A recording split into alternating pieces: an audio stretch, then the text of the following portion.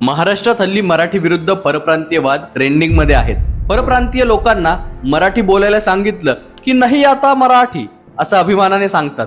पण तुम्हाला माहित आहे का, महाराष्ट्र सोडून एकूण 6 राज्यात मराठी अभिमानाने बोलली जाते. ती राज्य कोणती आहेत चला बघूया. 6 नंबरवर येतं छत्तीसगड राज्य. छत्तीसगड मध्ये 1,44,000 पेक्षा जास्त लोक मराठी बोलतात. 5व्या क्रमांकावर येतो गोवा राज्य.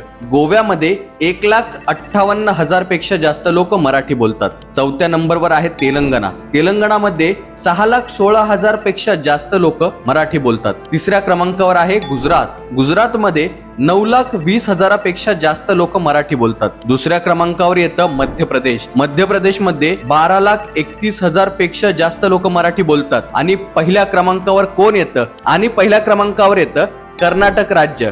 कर्नाटकमध्ये 20,64,000 पेक्षा जास्त लोक मराठी बोलतात.